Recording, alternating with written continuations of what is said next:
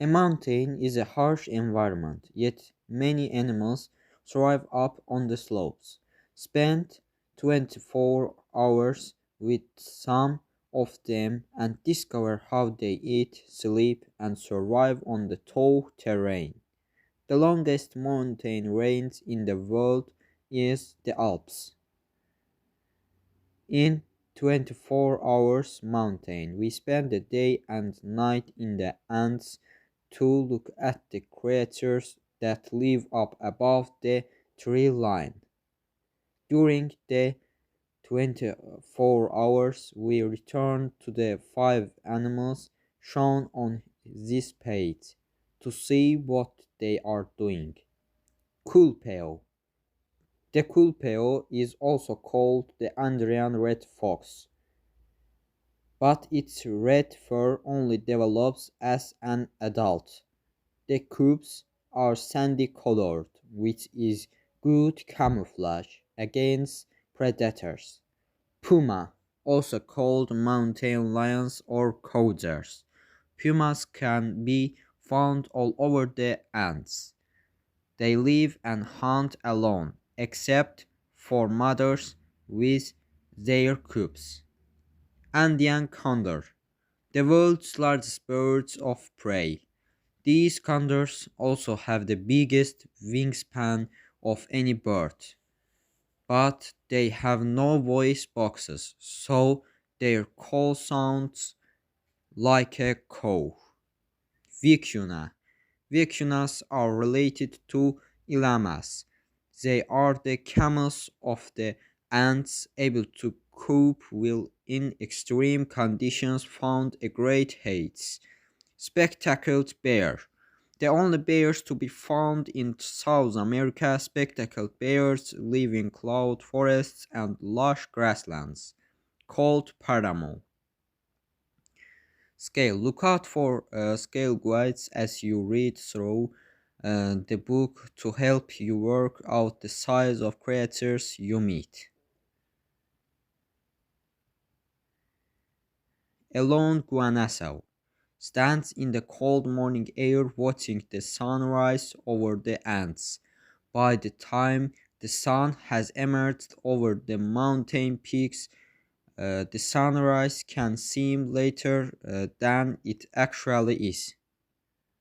What's up at 6 o'clock? A herd of vicunas makes its way down from its sleeping area high up in the mountains. The lower slopes provide lusher grass for grazing. Spectacled bears are most active at dawn and dusk, heading up the slopes to the grasslands to feed on their favorite food, puya plants. The nocturnal culpeo breakfasts on a carcass. It usually hunts small animals such as rodents and lizards, but is happy to scavenge a free meal. Before Andean condors take flight in the morning, they stretch out their wings to dry their feathers, which are wet with dawn dew. A puma sniffs the air, waking up the smell of another puma's urine. The cats scant mark their territories to stop others from getting too close. At 7 a.m., high up in the mountains where it is too cold for forests to grow, many animals battle the biting winds and strong sunlight to graze the grasslands. The lusher grasses of the paramo provide better fodder than the drier sprazer puna to the south. Huemals, which are also called Andean deer, are typical herbivores. They easily climb the rocky slopes to find plants, but they are not built to fight predators. Instead, they run at high speeds to escape. Above the tree line. Mountain tapirs divide their day between rivers and paramo, where the solitary, aggressive animals hide in the grasses, when threatened tapirs may hide from their attackers in a river. They can stay underwater for several minutes, using their snouts as snorkels. A wetting white tail is a sign that the deer is afraid. White-tailed deer make hours-long foraging trips at dawn and dusk. If a fawn is too young to keep up, its mother hides it among the vegetation.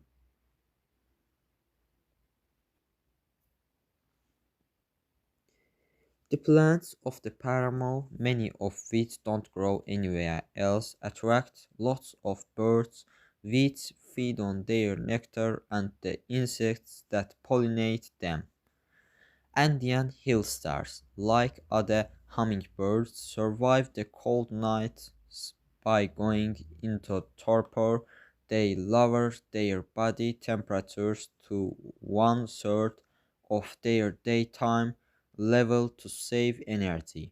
Andean flickers are woodpeckers, birds that are most famous for hammering their bills into tree trunks. But there are no trees on the paramo, only shrubs and smaller plants, so the flicker picks insects off the rocks to eat.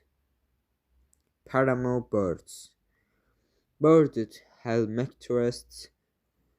Hummingbirds prefer walking to flying in their search for food, since they eat insects rather than nectar. The bird gets its name from the crest that makes its head appear twice its real size. Caracaras are very small birds of prey. They patrol the paramo in groups, looking for carcasses to scavenge and also eating insects and snails. Part of the parrot family, rufous-fronted parakeets, are an endangered species. They live only on the lower slopes of the paramo, areas that are threatened by overgrazing and farming. Seed snipes don't build nests, but dig shallow scrapes on the ground where they lay their eggs, which they soar on for about 4 weeks until they hatch. The chicks are able to walk and eat right away. 9 to the south of the paramo, an Andean hairy armadillo wanders over the barren puna, sniffing out an insect. It unearths the food with the scrape of its long, sharp claws.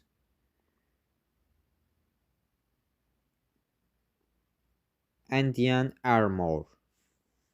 The armadillo is only active in the daytime during winter. Summer heat forces it to turn its day around, searching for food at night and spending the day in cool burrows.